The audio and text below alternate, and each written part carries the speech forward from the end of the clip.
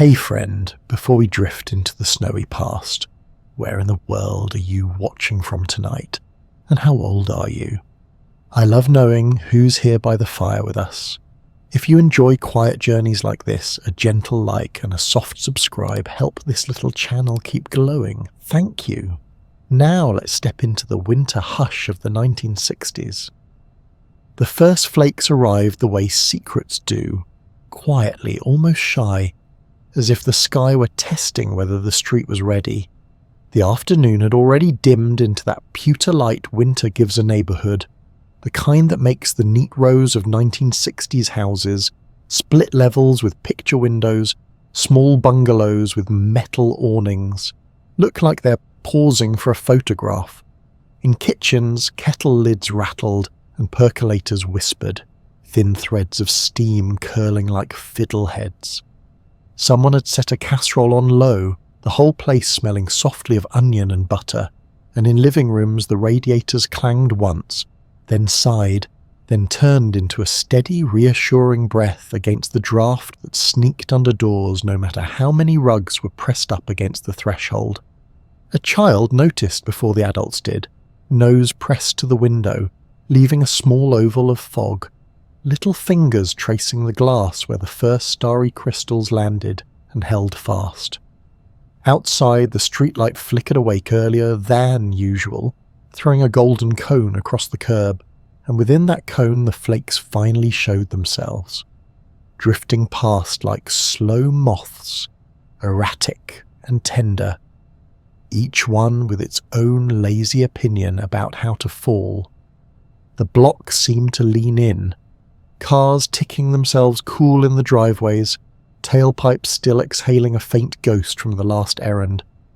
A mailman in a wool cap finishing his route with that last bundle of envelopes, his canvas bag slashing a clean line across his thick coat. A neighbour carrying a brown paper sack of groceries against his chest. A loaf of bread poking out like a flag of truce. You could hear the small sounds more clearly now. The dry rasp of a broom brushing salt onto the steps, the tiny ring of a screen door latch, the far-off hollow clatter of a train that made winter feel bigger somehow. A dog tested the air, then made the first paw prints of the season, careful, surprised at how the cold puffed up between the toes. On the porches, milk bottles wore wire caps and a lace of frost, the cream risen to the top like a little crown under the paper disc, and someone's newspaper sat with its blue rubber band slick and tight, headline dark against the grey noon. The televisions inside hummed, a rectangle of black and white weather maps in the corner of one room, the announcer's voice round and calm, arrows sweeping over the Midwest toward us as if drawing an invitation. It wasn't a storm yet, just a promise of one. The snow came unhurried and steady, like the rhythm of a lullaby you half remember from childhood. The road's blacktop dulled to a soft, unfocused charcoal, and then, flake by flake, started to disappear at the edges. Tyre tracks from the last passing sedan, long and parallel as a ruler's lines, turned shallow and then faint, as though they had been erased with a gentle thumb.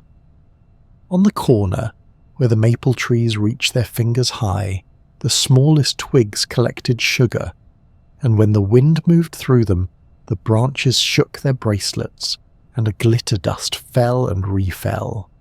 You could smell the snow, clean, almost metallic, mingled with chimney smoke that wound up in columns from brick stacks and drifted sideways, smudging the sky. Somewhere a record player clicked and began to spin. A crooner, warm and close, the needle's soft scratch like a cat settling. The song made the room seem deeper, and the windows feel more like portals to a softer dimension where everything wore a white sweater. Parents pulled wool blankets from the hall closet, the ones that lived there all year, but only became important when the temperature dipped. The edges were satin, faintly frayed, cool about or against the wrist, and when draped over the knees they made the radio's forecast sound like a family plan rather than a warning. In kitchens, someone tied an apron and pressed cookies onto a baking sheet with the underside of a glass, sugar sparkling on the tops like new snow anticipating old snow. In garages, shovels were eyed and judged, handles checked for splinters, the good scraper found at the back behind the lawn chairs, metal edge nicked from winters past. The station wagon, a long, faithful boat with wooden trim and a bench seat that held the whole family like a pew, pointed nose out just in case. A wool scarf was looped over the rearview mirror so no one would forget it. A paper grocery list hung on a magnet by the door, new items added in slanted pencil. Rock salt, cocoa, batteries. The children couldn't stand it anymore. Boots were wrestled over thick socks. And then, mitten, coat, hat, scarf, the sequence learned to the way kids learn phone numbers. The mittens were strung on a yarn that slid through their coat sleeves so they wouldn't get lost. And the hat held a little pom at the top that returned every nod with its own soft nod. The first step onto the porch sounded like a secret being told, wood creaking under weight. Then the world became soundless, that special silent snow gives a neighbourhood, as if even the air were being kind enough to tread lightly.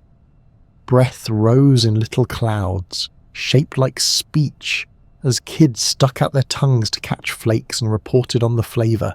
Nothing, something cold, while their parents laughed and said not to eat too much city sky. The flakes found eyelashes and sat there like insects that never moved, little white commas punctuating whatever someone had been about to say. Street by street, light by light, the place slipped into a gentle sameness, the complicated edges of ordinary life rounded and covered.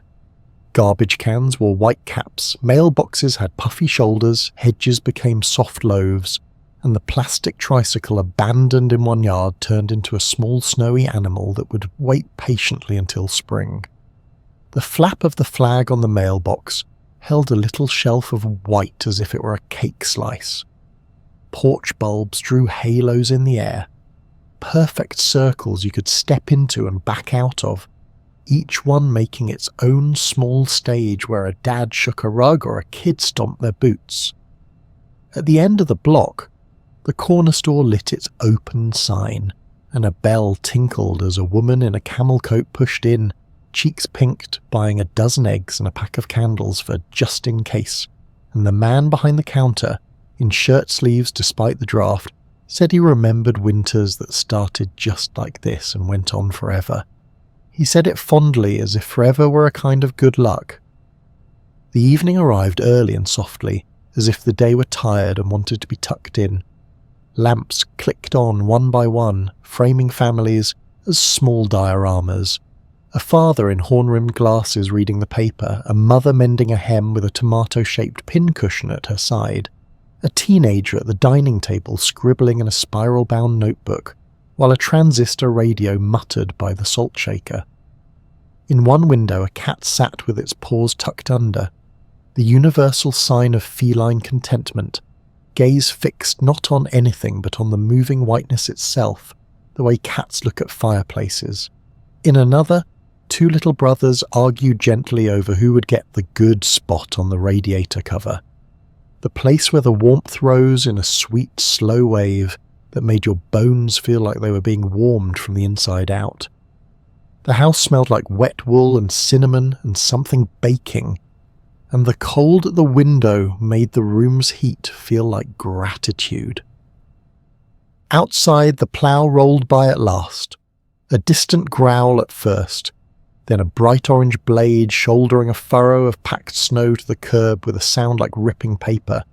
But for now it was only making its initial tour, its lights blinking a little coded language that said, "We see you, we've got you, we'll come back."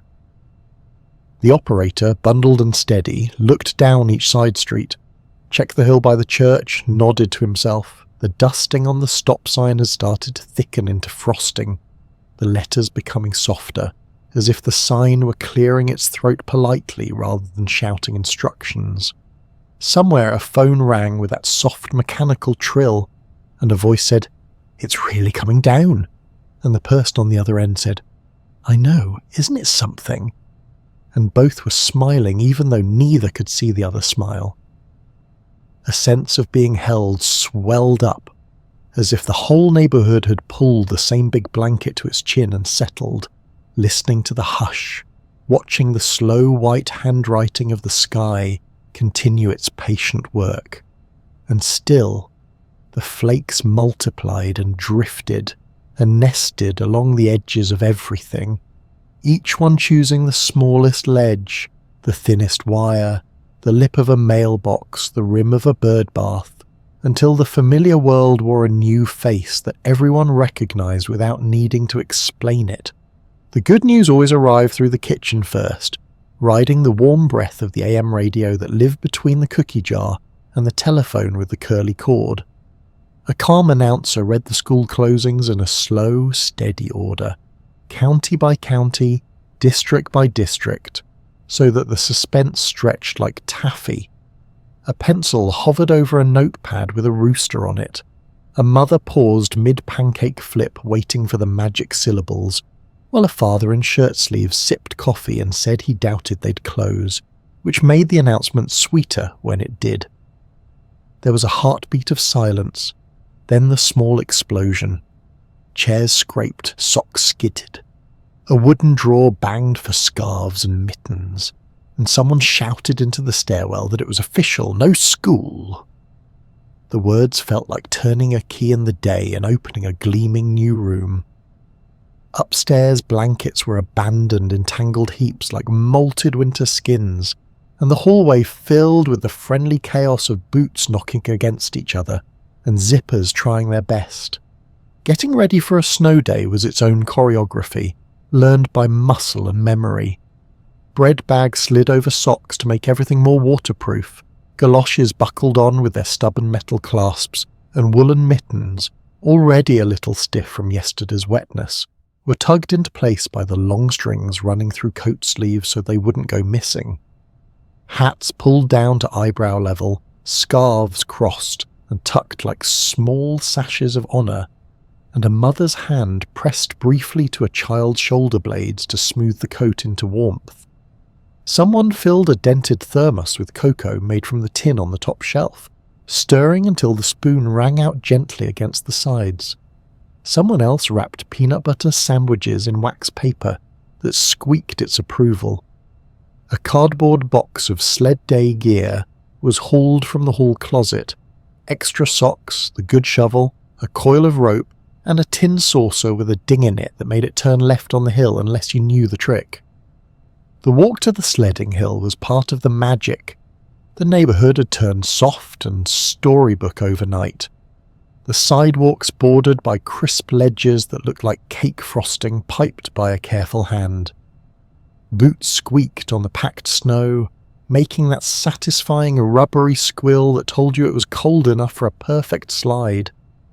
Breath puffed out in tiny steam engines. The air smelled clean and metallic with a thread of chimney smoke, and the sky was the pale blue of a plate left by the sink. Neighbours waved with mittened hands, everyone a little taller in their boots.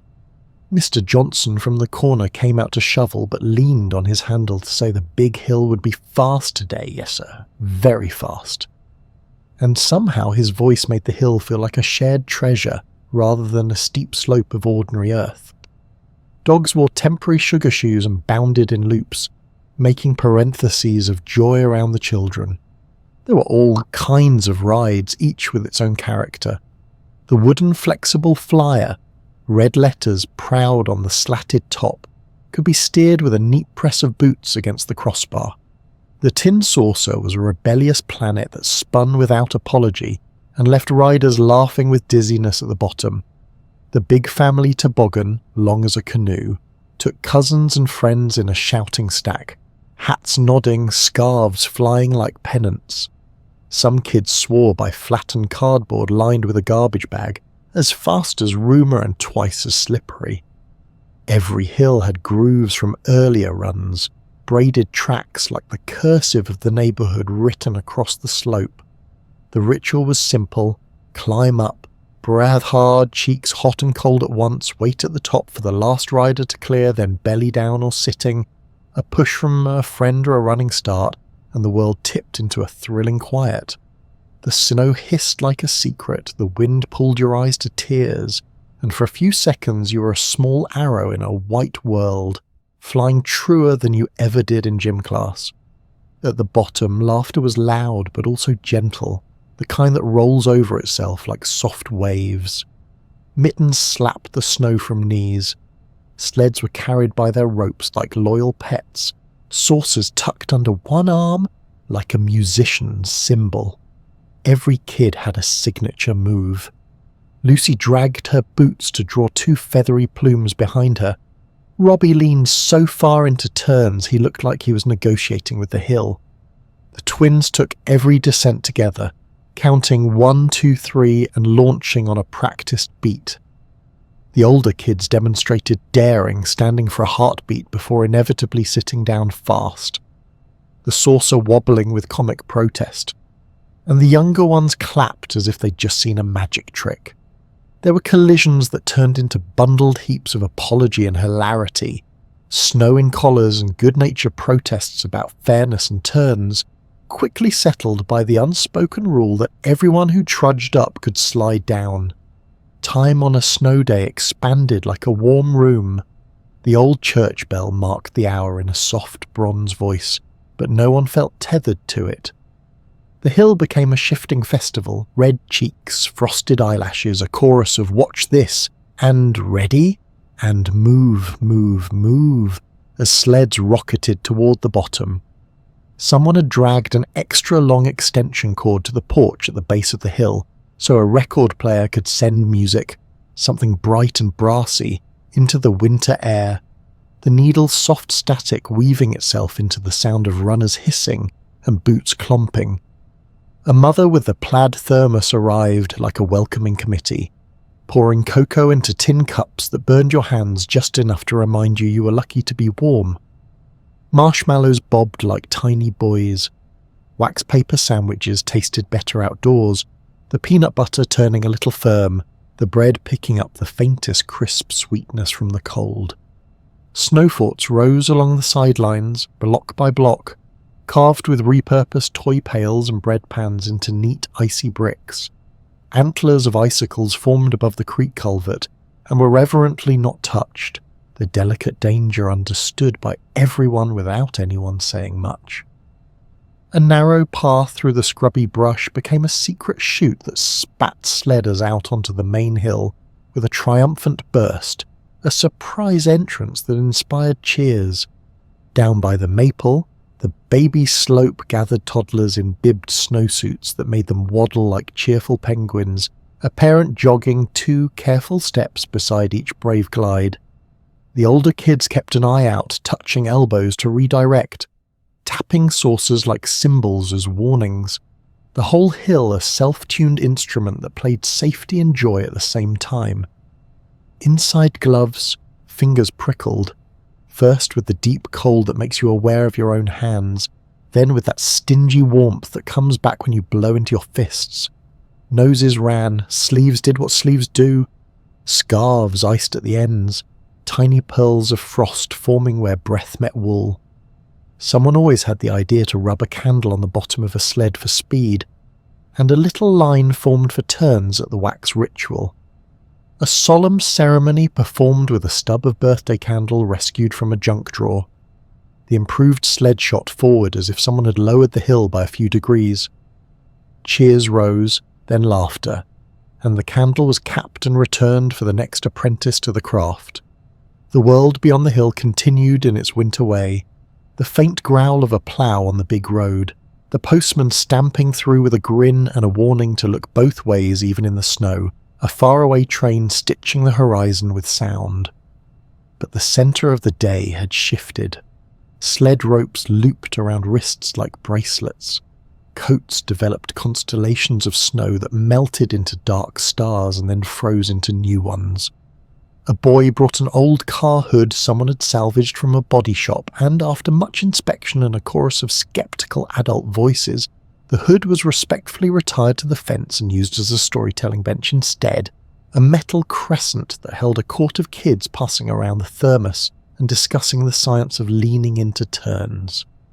Someone's transistor radio, the kind with a silver grille and a pleasing heft, crackled with updates and a little music, the announcer's voice saying the words "all day" in relation to cancellations, and the hill answered, with another cheer that rose like breath in the cold. By the time the sun moved a fraction toward the roof lines, the hill had its legends for the day already. The saucer that spun 13 times, the run from the very top without touching a heel, to the snow even once, the two-sled tandem that actually worked, the perfect belly slide that looked like a flying seal. Gloves were traded for drier pairs, strings rethreaded through sleeves, a knit cap borrowed and repaid with an extra sandwich. And always, there was the climb, steady, leaning forward, sled tugging behind, a little community of footprints stamped into a ladder that led back to the place where the breathless decision to sit, to lie down, to wait one more second for someone you love to be ready beside you, made the next bright rush inevitable. Home gathered itself around the cold like a thick sweater, drawing the rooms closer, making the corners friendly. The radiator by the window woke first with its small iron language, click, ticks, then began to exhale a steady heat that smelled faintly of petal and dust warmed back to life. A braided rug held the day's damp boots like a nest. Yesterday's newspaper lay open by the door, its edges curled from gloves set there to dry. On the sill, lace curtains lifted with each slow breath of the house and fell again. The glass beyond filmed with delicate fernwork where the frost had reached in the night and drawn quiet forests no one planted. Someone rolled a woolen draft snake and tucked it neatly against the base of the door, a soft animal that lay down to keep the winter where it belonged. The kitchen was a small planet with its own weather. The percolator on the back burner talked to itself in happy syllables, a glass knob blinking with each slow pulse, and the room carried the roasted, nutty perfume of coffee, braided with the safer sweetness of hot cocoa from the tin. A pot of soup murmured. Chicken and noodles, or tomato with a buttered ribbon, floating near the rim, and the spoon tapped the pot like a polite knock every time it circled. The formica table, cool to the touch, had a bowl set in the centre, filled with oranges and a few apples, their skins glossed from the tea towel rubbed over them, and there was always one orange half speared with whole cloves, a little brown constellation breathing spice into the air. Corningware with blue flowers waited in the oven for later, lids clinking a quiet reassurance whenever someone checked, because the day would be hungry again soon. Wet wool gave off its particular honesty from the chairs pulled up to the heat grate.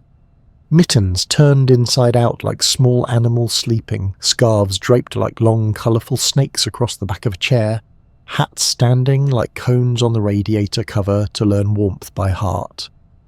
A mother's hand tested each piece, flipping and rearranging, a general with a campaign against dampness, while a father cracked the window a finger width to let the glass clear, and the kitchen keep its breath. From the living room came the soft brush of a broom along the hearth, a gentle domestic rhythm. The fireplace, whether brick or black iron, whether fed with wood or only decorative, anchored the room like a friend who never ran out of stories.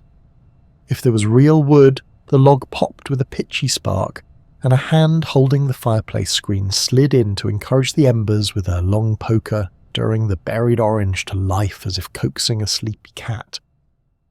Winter turned the living room into a camp, and everyone picked a post. A crocheted afghan, squares of sunlight stitched by her grandmother's patient hands, lived folded over the back of the sofa until someone pulled it down and wore it like a cape before settling into a cocoon. The television glowed from its wooden console, rabbit ears adjusted and readjusted, a bowl of foil nearby to give the ears more courage. The pictures arriving in black and white that seemed to suit the snow outside. Game shows came and went, newsmen with serious eyebrows appeared and then yielded to sitcoms where the laugh track sounded like a distant party. And through it all, the sound of the house held steady. The hum of the refrigerator, the ticking of the kitchen clock, the occasional faraway plough making a long zipper sound on the main road. Puzzles came out as if the storm had written them into the plan. A cardboard lid was lifted to reveal 1,000 small bright shapes, and the family made elbow room at the coffee table while someone spread a sheet to keep pieces from skittering. Edge pieces were hoarded like currency. Corners were briefly fought over in the friendliest way. A missing blue from the sky was accepted as a pilgrimage to be taken later. Hot chocolate rings formed on the saucers, a constellation of gently imperfect ovals that said the conversation mattered more than the coasters. A deck of cards drifted onto the table next, the snap and shuffle of familiar snow day music, and soon there were piles, Go Fish, Rummy, War, the games you can teach in a minute and play for an afternoon without noticing the line where one game ends and another begins. Scrabble letters clicked into wooden racks. Someone spelled something gently braggy down the triple word score. Someone else feigned outrage and then found an even better word. A snug little victory shared in the warmth. The house smelled like a mood that had promised to be kind. Cinnamon shadowed the air from a saucepan, where sticks simmered with orange peel. The oven door opened a careful inch after baking to share its heat with the room, and no one worried about best practices because practicality was its own science. A pan of brownies cooled under a tea towel and small fingerprints appeared in the topography, where someone checked if cooled enough. Could be argued into now. Bread, if there was bread, made a crusty crackle when a knife sawed through it. Butter softened on a plate by the stovetop, ready to surrender. A jar of pickles plunked and surrendered slices to the side of grilled cheese sandwiches that bled their orange lava just enough to be worth a napkin and a proud grin. Rooms had winter jobs. The bathroom sprouted a cotton clothesline over the tub where socks and long johns dripped like shy flags. A blue enamelled basin catching the drips with patient plinks. The hallway took on coats like a temporary forest of woolen buttons, each one breathing out snow to become itself again. The bedrooms gathered extra quilts, featherweight ones that weighed like certainty, and a hot water bottle waited under a pillow, rubber warm and damply smelling of childhood medicine cabinets. You could hear the ghost of summer in the houseplants gathered near the best window, the philodendron making a polite, glossy show of endurance, while a spider plant offered new little green commas that could promise spring to anyone needing a promise. On the radio, a host with a molasses voice read the forecast without hurry, the words continuing light snow falling on the living room like approval. Between reports he played songs that sat close to the ear, crooners and harmonies that moved like sleds through air, and a couple swayed by the sink while the soup thought its quiet thoughts. The phone rang with its proper bell, the cord stretching to allow a mother to stir and talk at the same time, and the sentences braided ordinary magic. Do you need anything? We have extra flour. The roads are fine if you go slow. We're making a pot roast if you would like to come by after the kids have their baths. Invitations formed out of warmth and the wish to share it, and if no one went out in the end, the wish itself added to the heat. There were quiet crafts that winter encouraged. Needles clicked as a scarf lengthened inch by inch in a lap, the yarn feeding out of a handbag like a patient river. A button tin sang its mixed metal rattle on the table, while someone mended a cuff and chose a substitute that didn't match, but did coordinate in a way that felt like personality. A spiral notebook acquired a new story written in pencil, slow and careful, with a rocket ship and a snowman who are friends, and a sticker was awarded from the kitchen drawer for a particularly fine drawing of mittens. An etch. A sketch produced a skyline of boxes that, with a shake, surrendered its tiny architecture to the red frame again, ready to become something else. Lincoln logs rose into a fort by the radiator, their woody smell more convincing in winter, where the notion of a cabin meant clean snow and a fire that never argued. In every room the windows made pictures. Outside the world were white and grey in generous blocks. Inside, lamps made amber islands where faces glowed and hands performed small miracles, slicing, threading, building, shuffling, turning pages. Someone would pause and listen to the heat come on, that soft rush, and the listening itself felt like gratitude. The house adjusted and readjusted. A chair pulled closer to the window to catch the last of the light. A blanket redistributed with ceremonial fairness. A boot turned upside down on the register to steam its damp away.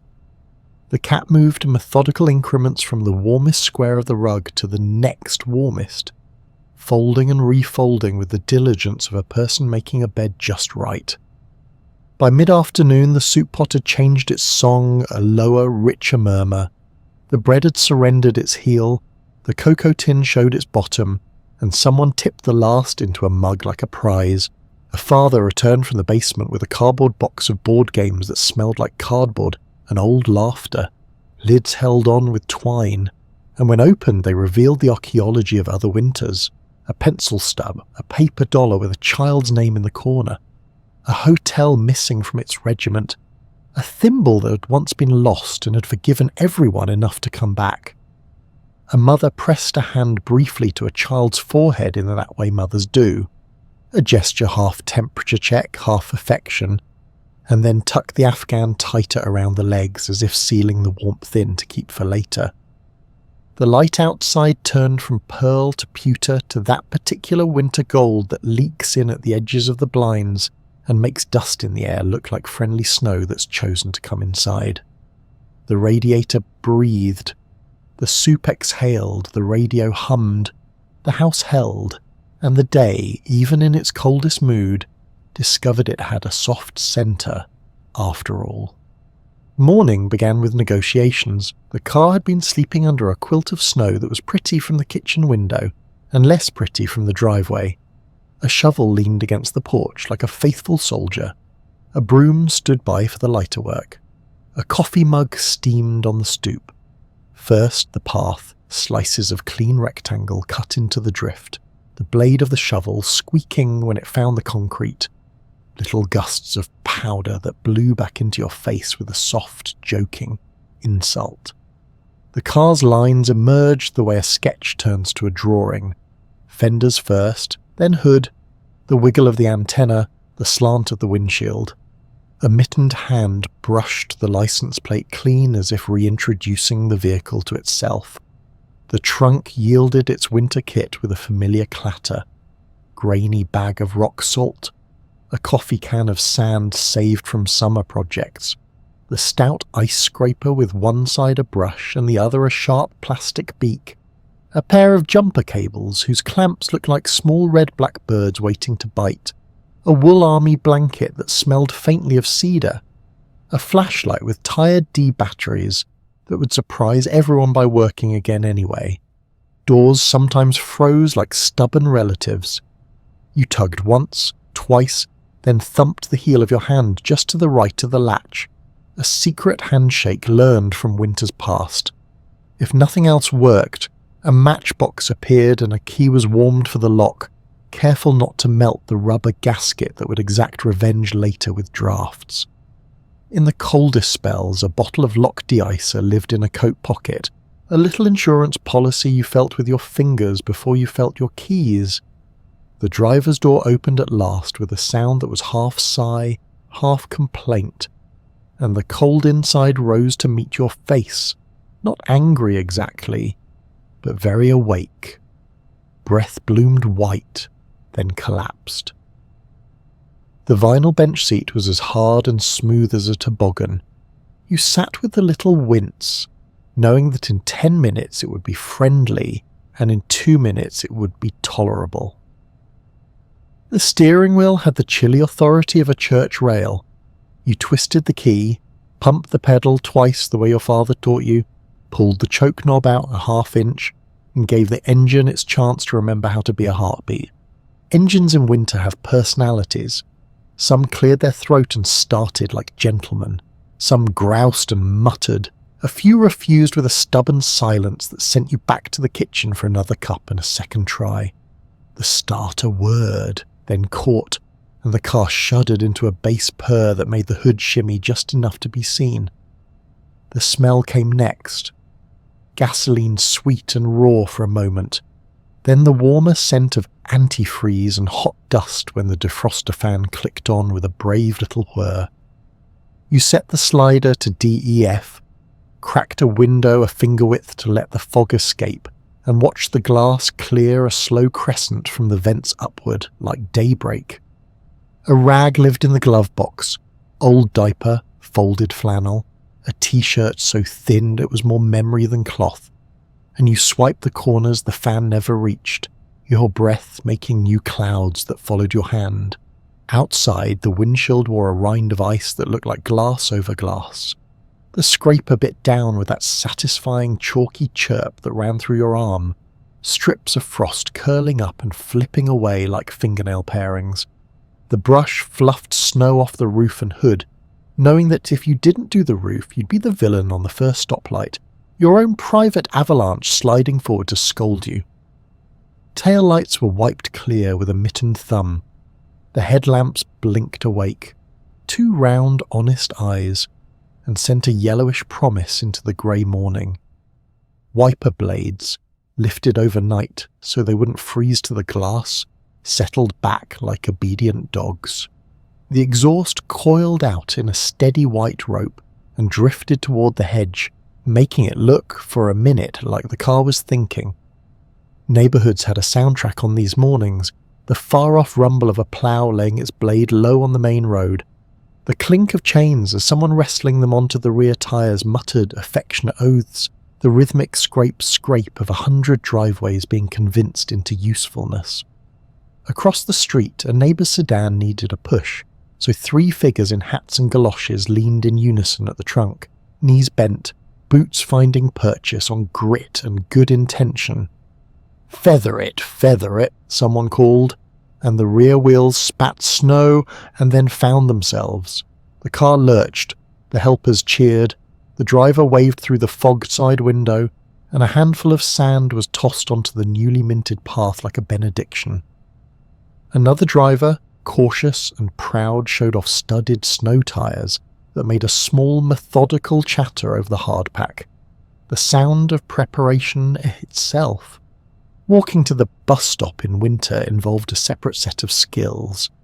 Dress shoes slipped too easily, so rubber overshoes, galoshes with a sweet rubber smell and metal snaps that bit with finality, went on over the good shoes, and trouser legs were pulled down tight over them with a choreography learned from fathers. A wool coat, a proper hat, leather gloves rubbed with saddle soap, and a scarf crossed and tucked against the throat created a sense of the old city's uniform. The bus arrived with its diesel breath and its warm interior fogging the windows to opacity. You climbed the steps, the metal slightly greasy from 1,000 boots, dropped your coins into the glass-lidded fare box, and heard the friendly clatter of approval. Inside, the heaters under the seats jolted your shins with irregular warmth. Windows became portholes cleared with mitten circles, each rider carving their own small view of the morning's work. The driver, cap low, rang the bell with that authoritative pull at each stop, and a line of people in proper coats and practical hats stepped down into the snow, like punctuation marks being placed exactly where they belonged. Getting anywhere took a touch more time and a touch more kindness. At intersections, drivers used hand signals when the salt crust dulled their blinkers, a palm raised in apology, a 2-fingered thank you lifted off the steering wheel, a culture of small courtesies that kept the flow from becoming a fight. The radio murmured the state of the roads between crooner songs, naming highways as if they were old acquaintances, slippery on the bridge, watch for drifts near the fields west of town, and the newsman's calm voice had the strange power to slow a foot on a pedal. Downtown, crosswalks held slush ponds of unknown depth that required scouts. A person in high boots went first, laughed when the water lapped only an inch up, and the rest followed, with relief that looked like bravery. Salt left white constellations on wool. but a scrub with a damp cloth and later a brush nearly always rescued the fabric. Phone booths became confessionals of weather. You stepped in with cold on your face and stepped out with a plan that felt warmer simply because you'd spoken it aloud. At gas stations, men in caps jogged out into the wind with a briskness that made the cold look like an opponent worth taking seriously. "Fill her up with regular" came paired with "check your oil, top off the washer fluid." A squeegee sang down the glass, restoring clarity with each stroke. The attendant flicked the wiper blades with his knuckle the way a doctor tests a knee. A dipstick came out and was studied, as if the oil itself had opinions. Green-pressed stone jugs stood like stout soldiers by the door. He crouched to peer at the tread, nodded approval at snow tires, and thumped the trunk once, as if complimenting the car's patience. For a minute, the island of the gas pump felt like a hearth. Gasoline sweet in the nose, the pump's numbers ticking up, a corrugated cardboard mat underfoot wicking the melt from customers' boots, a small rectangle of civilization lit against the grey. Highways offered their own rituals. In the low lanes, trucks threw a fine lace of dirty snow that made the daylight stutter. In the right lane, you tucked behind someone sensible and let the minutes become fabric. In the left lane, once in a while, a brave soul with chains chattered past with the noisy confidence of someone who'd prepared 2 storms ago. Overpasses bit colder than the road that led to them, and you learned the feel of that bite through the steering wheel, easing off before you had to. The heater's fan had 3 settings: off, whisper and windstorm, and none of them pointed exactly where you needed. So mittens took turns being set in the vent's path and then being traded with bare hands for steering. On certain mornings, the inside of the windshield filmed with the kind of vapour that mocked the defroster, and a folded newspaper shoved between dash and glass widened the angle, just enough to give the air a fair shot. Car radios faded in and out as you climbed a hill, and for a few beats you belonged wholly to the scene outside. The white fields, the fence lines wearing snow like icing sugar, the dark smudge of a distant woodlot, before the music found you again. Parking in town required thought. Against the curb where the ploughs had made low walls, you rocked the car gently into the slot. Forward, back, careful not to sink the tyres into the soft stuff you couldn't see under the crust. Out you got, breath huffing, to clear around the tailpipe. The warning had been handed down enough times to live in the muscles. Never let snow block the exhaust, never let the engine breathe wrong. And then a path to the door was scuffed in with the heel. The barber shop's window fogged in its lower half, a line of hats on the rack behind the chairs. The bakery damp warmed your glasses the second you stepped over the threshold. Jelly donuts wearing powdered sugar like fresh snow, paper bags wilting under the honour of their contents. If you tracked slush into a store, you made a little apology with your eyes to the person wielding the push broom. They answered with a shrug that translated to, "It's winter, this is our job, we've got it." Schools and offices had their own choreography. Cloakrooms turned into museums of damp wool. Kids draped coats on hooks until the hooks ceased to exist. A row of galoshes stood under the bench like a lineup for a parade of rubber ducks. Teachers set papers on radiators and then rescued them before they browned. At the office, the coat closet took on a smell you could only call February. A mix of wool, leather, paper, and a hint of who had smoked a cigarette out by the loading dock in a wind that gave nothing for free. Lunch hours shrank and stretched. Shorter because getting anywhere took steps and gloves and zippers. Longer because everyone accepted that winter invited patience, and patience made room for extra coffee poured and shared by the window where the city made its best effort to keep moving. By late afternoon, tyres sang their wet song on the slush, lights came on early, and the world took on that sepia that winter makes from grey and yellow. The drive home was a procession of tail lights glowing cherry red through a haze of fine spray, each car a little ship following the lantern ahead. You left more room than you needed because leaving more room felt like taking care of the person in front of you. And maybe, in some pocket of the same decision behind you, someone was taking care of you too. The car pulled into the driveway with a bump over the ridge the plough had kindly delivered to the end of it. You park nose out for next time, because next time had already introduced itself. The engine ticked into quiet, a stove cooling. Inside, the rubber mats took on their soak again. Mittens went back on the register like bright tents, and the scraper, leaned handy against the door, shed a last little sparkle onto the mat as if it were still thinking about the glass it had made clear. And while the night pressed up against the windows, the neighbourhood kept at its practical ballet, ploughs shouldering snow into clean walls, buses grumbling and exhaling, boots knocking at stoops, 100 small engines finding their patience, turning cold and distance and inconvenience into a pattern people knew how to move through, one kind gesture and one steady mile at a time. Main Street put on its winter costume the way a careful child dresses a doll layer by bright layer, until the whole world seemed to chime a little when you looked at it. Windows bloomed with cotton-batting snow and cardboard villages with tiny bottle brush trees whose green bristles wore sugar.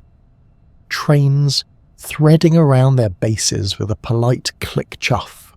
A department store set a full ice skater scene in its front display, spun glass figures leaning into forever turns under a paper moon, and Woolworth stacked glass ornaments like candy, indents that caught the light and held a small universe, stripes and glitter that whispered when you lifted the cardboard lid. Outside, a brass bell rang steadily from a red kettle that glowed against the white, the ringer's cheeks pink, his thank you fogging the air and folding into the sound of carols the speakers sent down the block. The lampposts wore garlands and stars, fat bulbs strung like jewels, red, green, blue, gold, casting warm puddles on the snow crust where every footprint looked like a tiny holiday stamp. Inside the grocery, pyramids of oranges aimed their fragrant brightness at January in advance. Walnuts and Brazil nuts filled wooden bins with old-world seriousness. Ribbon candy showed its glossy curls in a panelled jar as if it had been coaxed into shape by a patient wind. At the butcher's case, hams wore a lacquered dignity, a string threaded through a tag. The butcher himself offered the sort of advice that doubled as blessing. Slow and low, cloves and brown sugar. Trust the smell. The checkout lane sold Scotch tape in tartan boxes that slid in pockets and vanished before the wrapping was half done, little serrated saws giving up the ghost with a brave last snip. On the bulletin board near the door, typed notices announced a toy drive, a mitten tree, a church bazaar promising fudge, knitted gifts, and Aunt Nora's secret nut roll. Words that made you feel you had already eaten and been warmed. And everywhere, tucked under arms and stacked in wagons, the Sears wish book rode home like a passport to the season. Glossy pages dog-eared by mitten thumbs, circles made in pencil, easy-bake ovens and Tonka trucks, Barbie's new dress and the Lionel set with the tunnel and the trestle bridge, each oval a small hope placed gently on the page. Living rooms shifted into snow globes you could walk inside. A tree cut in a field with a handsaw or strapped to a station wagon roof by twine from the lot near the ballpark stood in the corner like a forest ambassador, its sap still thinking pine thoughts, its trunk snug in a bowl that drank water like a polite guest. Strings of nomalites warmed in palms as they were untangled. Bubble lights rose and fell in their glass ampules like cheerful science. Tinsel, icicles really, hung strand by deliberate strand, or in exuberant handfuls depending on the hand, each strip catching a breath of furnace air and making the room look like it was gently snowing indoors. Popcorn threaded with a needle became a garland that made the cat dream too hard. Cranberries added small red berries to the pretend hedgerow circling the tree. Aluminum trees flickered in certain houses, their branches shining like moon metal, while a colour wheel turned on the carpet and painted them blue, then green, then gold, a slow aurora that hummed softly as it spun. Under the tree, a white felt skirt scattered with felt snowmen began to collect wrapped shapes of every geometry. The Scotch tape lines proud, the bows crisp or creative, a tag reading, "From Santa," matching a handwriting the house recognised and didn't mention. Music threaded the days the way garland threads a bough. Bing and Nat and Ella sailed from the console stereo with its sliding doors, and a needle lowered to white Christmas like a small ceremony. A stack of 45s offered the ronettes under a wall of sound that made the tinsel tremble. A reel-to-reel somewhere in the neighbourhood recorded a church choir, while the director lifted a finger and the sopranos found their star notes. On television, specials arrived like visiting cousins. Rudolph's red nose glowing in stop-motion courage, a certain green character learning the weight of a heart that grows, Charlie Brown's melancholy tree straightening under the physics of kindness. Later, the Vince Guaraldi piano made even dishwashing feel like a gentle snow. School auditoriums filled with folding chairs and the smell of wool, and pageants achieved their annual miracles. Bathrobe shepherds solemn as kings, tinsel halos slightly off-centre above bobby-pinned hair, a papier-mâché star hoisted with the seriousness of a lighthouse. O holy night, perched on the thin air and somehow staying. Programs printed in mimeograph purple smeared small fingerprints and promised cookies in the fellowship hall, a word that felt like a warm coat when you said it. Kitchens became laboratories of sugar and spice. Butter softened by the back window met sugar and eggs in bowls that could have doubled as bird baths. Flour drifted like fresh powder across the counter. Nutmeg was shaved into eggnog with a metal rasp that made tiny, satisfying sparks of scent. Cookie cutters, bells, stars, deer, a plump Santa, pressed shapes from rolled dough as thin as promise. Coloured sugars and glass shakers dusted the world into red and green. A child placed cinnamon imperials for eyes 2 very precise inches apart and then immediately ate 3 by accident. Gingerbread men marched on cooling racks, their raisin buttons warm like tiny saw. A loaf of fruitcake, jewelled with candied cherries, cooled in a tin that would later hold sewing notions all year. A jello mould, ringed or cathedral, wobbled with pebbled light when turned out onto a glass pedestal, slices of canned pear suspended in red. A small miracle of architecture and courage. The punch bowl, brought down from the high shelf, rinsed its glass memory of last year and waited for the ginger ale hiss. The good crystal cups hung on the edge like a chorus of birds. Someone grated a lemon with the pious concentration of a monk. Cards arrived through the mail, with snow still clinging to their corners, and they lined the mantle with tiny winters, glittered churches, carolers in capes, cardinals on holly, and the clothes pinned themselves along archways and stretched across strings on the stair, each handwriting a familiar weather. A return address prompted a brief travelling warmth. Oh, the Parkers moved to Ohio. Oh, Aunt Louise learned to make persimmon pudding. Oh, a new baby named after someone loved. And then the card was slipped into its place in the gallery of affection that made the house feel larger. Doorway sprouted mistletoe with glossy, obliging leaves.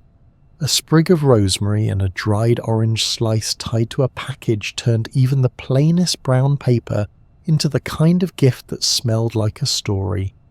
Candles appeared in every window at dusk, their little electric flames threaded with a filament that seemed lit by kindness as much as by current.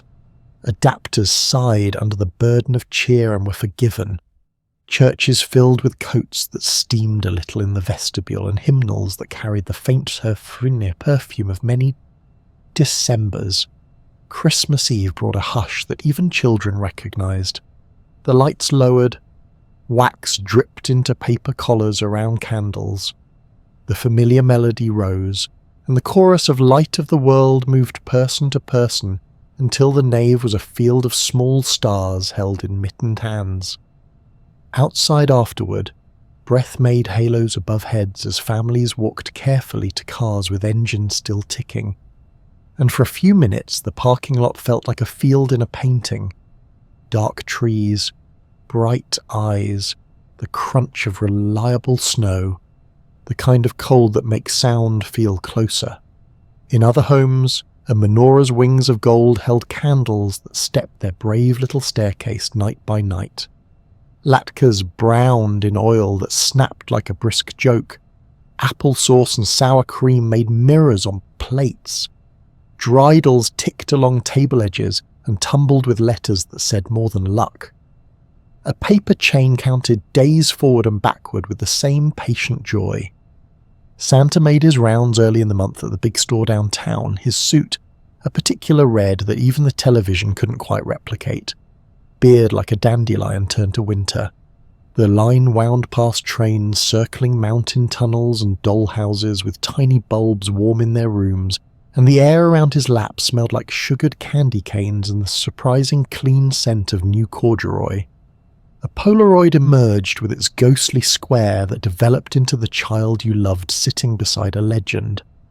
A Kodak Instamatic flashed and left floating fireworks behind your eyelids. Back home, secrets were folded into closets with a rustle. A shoebox gained mysterious weight. A top shelf acquired strict borders. A mother's eyes met a father's over the heads of children and said later without moving a mouth. Stockings hung with a care that was half ceremony, half practical engineering. Oranges waited for their chance to be heavy and right in the toe. Nuts would make the bottom honourable and the top glittery. Peppermint sticks like small barber poles lined up beside a pair of new socks that would be everybody's future favourite. Even the sidewalks learned carols. A quartet of neighbours in knit caps and wool coats went house to house with harmonies that got braver at each doorway, a pitch pipe christening Good King Wenceslas, under a sky so clear you could see the dark cup of winter tipped above the street. Doors opened to offer applause, a plate of cookies slid into mittened hands as if cookies were legal tender, and somewhere a Labrador contributed an enthusiastic descant. Luminaries, paper bags with sand and candles, made little runways along certain blocks, their light trembling against the snow and teaching it a quiet way to shine. As for the air itself, it held peppermints and wood smoke and a particular, almost metallic crispness that made every distant bell sound nearer. Night fell early, but not heavy. It held the neighbourhood like a velvet case holds small bright things, and people moved from house to house across this dark with the same careful joy that carries teacups. New Year's tidied the edges with a fresh ribbon. Calendars with crisp squares slid onto nails. The old one was turned, its last page saved for grocery lists because nothing should be wasted. A pencil was sharpened for the future. Party hats, cones wrapped in foil with elastic strings that always caught a hair, waited beside noisemakers that unrolled and squeaked a declaration of existence. The television counted down from a ballroom that looked like it had invented glitter. Couples at home counted along, the hand on the mantel clock stepping into the new second as if the year were a train arriving exactly on time. Punch bowls gave up their last sweet fizz. Someone banged a spoon on a saucepan on the back stoop. Cheeks were kissed in the same square of light that had been used all season for waving at neighbours. Resolutions were spoken aloud or folded quietly into the pocket where mittens live. Outside, the big snowbank at the end of the drive wore footprints that would be gone by morning. The stars held their positions like polite guests.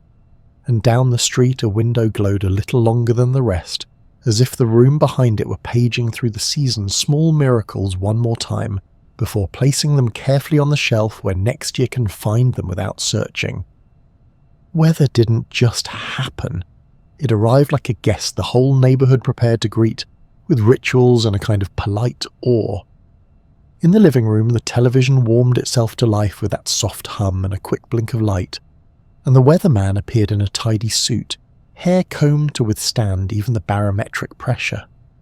He stood beside a big map that looked hand-built, felt states pinned to a blue board, magnetic clouds drifting like polite ships, chilly arrows sweeping down from Canada in graceful curves that suggested not menace but choreography.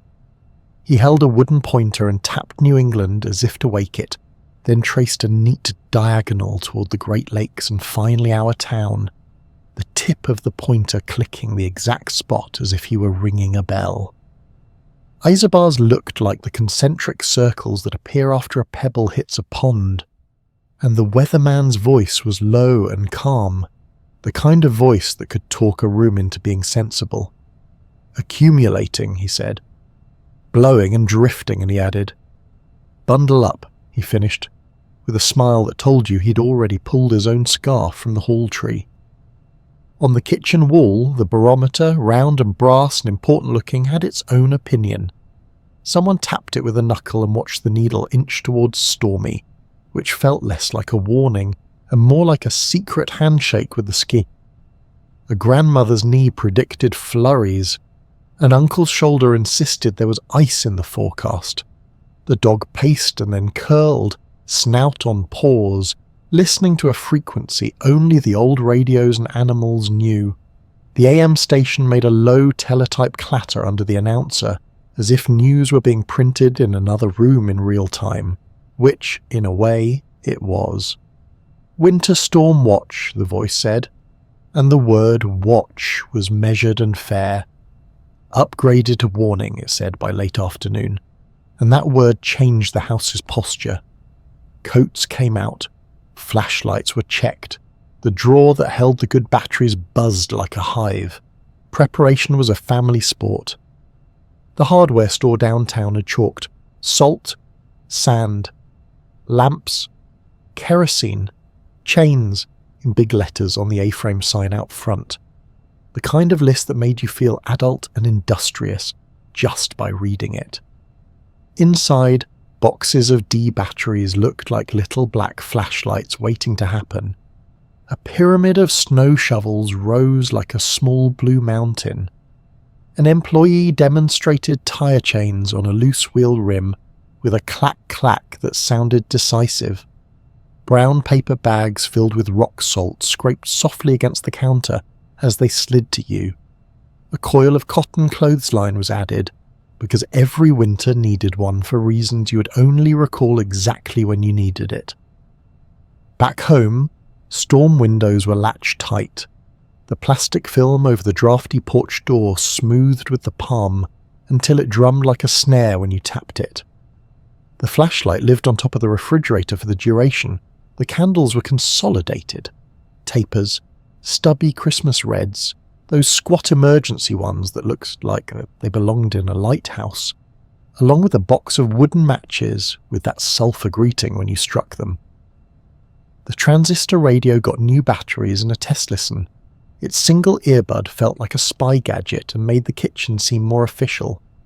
Neighborhood information moved along cords and hallways as quickly as the snow line moved down the map. Mothers compared grocery lists by her phone with a cord stretched long enough to let the caller check the pantry with her free hand. Fathers met at the end of the driveways to estimate inches and scenario plan, with mittened hands measuring the air. "If the power goes, you can pile into our living room," someone offered. "We'll check on Mrs. Henderson," someone else promised. And another person, a little shy, lifted a thermos and said he had extra Coleman fuel if anyone's lantern needed it. The grocery store's bread aisle thinned to its cardboard back, and a boy proudly shouldered 2 gallons of milk as if they were trophies. A girl tipped her chin toward the egg case like a pilot checking dials. Back at home, pots were filled in advance, sink, tub, kettle, as if the house itself were taking a long drink before a marathon. The first hours of a storm belonged to the senses, that deepening hush outside, an almost woolen sound that settled over everything. The light going a certain colour, pewter at the edges, milk at the middle, the way the flakes grew fatter as if someone were turning up the snow dial in deliberate clicks. Kids pushed yardsticks through the soft edge of the porch rail, and announced the tally with the solemnity of judges. The weatherman reappeared at the top of the hour with a slightly looser tie and a more excited pointer. His arrows now thick with purpose, the word banding written in chalk, the smile still in place like a pilot's calm voice. On the radio, the list of closing stretched into new territory. Not just schools, but libraries, the knit shop, the skating rink, a sign that even fun had given the storm its space. If the power blinked, and sometimes it did so with a little theatre, a lurch, a pause, a shiver across the lamps, then darkness that felt almost velvet. The house inhaled, and everyone said, "Ooh," in the same note. Then someone struck a match, and a flame cupped in a hand turned the faces around it into an old painting. Lanterns took their stations on the mantel and the end table. The battery radio cleared its throat and kept talking in its tin soldier voice. The radiator sighed into silence, but the room shoulder to shoulder kept the warmth like an agreement. Board games came out and assembled their own small planets of rules. The kettle on the gas stove clicked, lit, and offered its bright, stubborn music to the dark.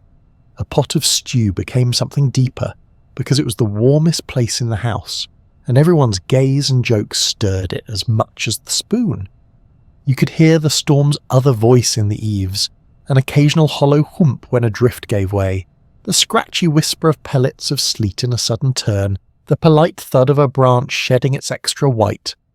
Phones along the party line, if you were out of town enough to still share, rang with their particular pattern, short long or long short, and a chorus of neighbours lifted receivers at once, laughing, pretending not to listen, then listening anyway for the weather notes mixed with small gossip. "We've got 6 at the back step," someone said. 8 by the lilac, reported another. 9.5 where the wind forgot to be polite, a third chimed in. Someone asked the oldest man on the street what his barn barometer said. He said it said, "Take your time and mind the roof line." Scouts organised a shovel for the folks who shouldn't, and a boy with a second-hand toboggan turned it into a delivery sled for soup jars with dishcloth lids. During daylight, weather made an audience of everyone.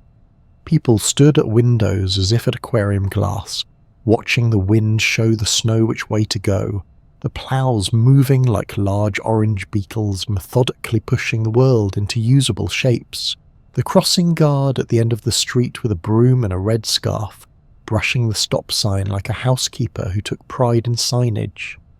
The town's salt dome, mysterious and monumental, seemed to grow in importance in everyone's mind as trucks came and went with their loads like pilgrim ants. On the hill, the great cottonwood made a slow, dignified curtsy under the weight, and then shrugged itself free in a glitter of shaken sugar. If ice came, it dressed every wire in glass, and the street became a gallery of shining lines humming Winter's Key, light pooling at the intersections like melted stars. Forecasts were events themselves. The 7 o'clock brought the big update. The weatherman rolled the map in a new direction, pulled a yellow grease pencil from his pocket, and circled our county with a flourish, as if handing us a ticket to the show. He talked about a low spinning up, as though weather had clockwork and gears you might wind with a good screwdriver. He spoke the names of other cities in a litany that made you feel connected to places you hadn't seen. Duluth, Erie, Youngstown, everyone on the same white thread for a night. "Stay off the roads if you can," he said, and you felt oddly proud to obey, as if he'd given the town a chance to demonstrate its common sense on television. The best meteorologist lived on the block, of course. The man 2 doors down could read the way the snow raked in lines across his back patio and declare the wind's exact direction. The woman on the corner had a 6th sense for the minute, when fluff turns to sleet and she called it every time to the minute. A kid swore he could tell whether tomorrow's snowball packing would be stellar just by biting the air. An old bar of ivory soap on a string near the back door, hard as luck, picked up a crust that was discussed like news. Someone opened the back door and listened, and said, "It's coming straight down now," and everyone volunteered the proper murmur of agreement, as if the storm had just entered the room and removed its hat. When the municipal siren on the firehouse downtown made its noon rise and fall, it sounded different in snow, muffled and grand at once, so you checked your watch and not the sky. If it howled late at night, it meant the volunteers were threading chains on in a hurry, pulling on heavy coats over pyjamas, and pushing out into the blown white to stand between luck and someone who needed a better portion of it. Through it all, the air itself glittered a little. The storm's finer ice lifted and lowered by invisible fingers, catching porch light as if someone had flung handfuls of diamond dust into the very idea of night. By the next morning, the storm had not ended so much as turned a page. The map on TV changed from arrows to numbers, totals stacked like neat loaves over counties, while an aerial photograph of the turnpike showed a single ribbon cut through the white with a courage that looked small and therefore was large. The county's list of plough routes scrolled across the bottom of the screen, and you could feel the town think in grids and loops, take pride in its truck names painted in block letters, thank them by name as if they were men. The radio host traded recipes for using up the milk that half the city had bought, and a caller offered a trick for de-icing the steps with coffee grounds, which worked and smelled like a good idea even if it didn't. At porches, brooms and shovels changed hands across hedges with the easy commerce of a village. A thermos lid was unscrewed and passed like a trophy. A gloved fist knocked twice on a door that needed checking, and then was lifted in a mittened wave that meant all is well for now. And also, we're keeping watch together, because that's what you do when weather visits is as an event and ask the whole street to remember. It will always be bigger than us and somehow make us bigger than ourselves in the bargain.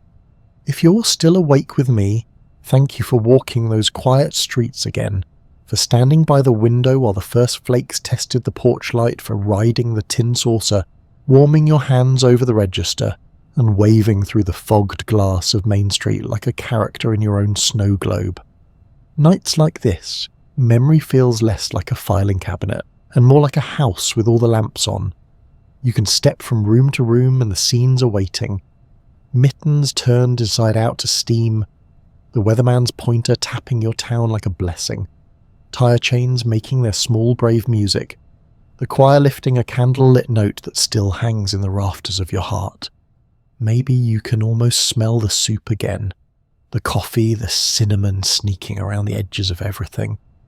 Maybe you can still hear the radiator's language, the mailbox flag creaking under its cap of white, the neighbour's laugh carrying down the block in air so cold it kept every sound close. And maybe, if you tilt your head just right, you can feel the way winter used to be something the whole neighbourhood carried together. Shovels swapping hands over hedges, thermoses passed like trophies, a set of footprints stamped toward a front door because someone thought you might need bread or company or both. If any of this brushed the snow off an old memory for you, I'd love to read it. Where in the world are you listening from tonight? And how old are you now compared to the age you were in the winter you just visited? Tell me the small details, the ones only you would remember. The exact sound your front door made when it stuck, the colour of the scarf you always lost, the way your streetlight drew a golden cone and how the flakes behaved inside it, the taste of the first orange of the season, the map your town used on TV, the name of the hill that felt like a mountain when you were 8. If you grew up somewhere warmer, what did winter mean to you anyway? What was your version of the hush, of the ritual, of the togetherness? Drop those in the comments like little snow crystals. I promise I'll pick them up and hold them to the light. If this soft journey kept you company, a gentle like helps more than you think, like putting another log on the fire so other wanderers can see the glow through the window. If you'd like to curl up here again, a quiet subscribe is your spare key on the nail by the back door. It tells the house to leave a light on for you. And if you know someone who could use an hour of slow winter, someone who measures their days in coffee cups and old songs, send this along the block the way we used to send a borrowed shovel, with the unspoken understanding that we all take turns keeping the path clear. Tonight, before you drift off, try this. Close your eyes and let your breath fog the inside of an imaginary window. With each exhale, see a tiny oval of clear glass appear, and through it pick one scene from the winters you've known. Maybe it's your boots squeaking on the first blue morning after a storm. Maybe it's a plough's orange lights floating past the bedroom like a visiting ship. Maybe it's the department store window where the skaters spun forever without falling. Maybe it's a kitchen where someone you miss tied the apron strings in a bow you could spot from the doorway. Hold that scene there, and then widen the oval until the whole pane clears and you can step through it. Walk the old sidewalk, touch the cold railing, turn your face up to the flakes that never hurry. Let the world be simple for a while. Hot and cold, dark and light, inside and outside you and all of us. I like to think the past doesn't vanish, it just keeps snowing gently in the rooms we carry with us. Every now and then we open a door and realise the tracks are still fresh. The kettle is still murmuring, and someone has already laid a blanket across the back of the sofa because they knew you'd want to sit a minute. That's what we build here together. A place you can return to when the day has too many sharp edges. A place where the weather is an event we greet with a little awe and a lot of neighbourliness. Where the map still has your town on it and the announcer's voice is calm. Where the night arrives early but never lonely because there's always a window lit and a story waiting. So stay a moment longer if you like. Let your shoulders drop. Listen to the old house breathe. If your eyelids are heavy, good. Let them be. If you're wide awake and smiling in the dark, that's good too. It means the snow has started in your mind and there's time to watch it fall. Thank you for being here, for lending your memories to this little archive of gentle things, and for helping this quiet corner of the internet feel like a block where everyone waves.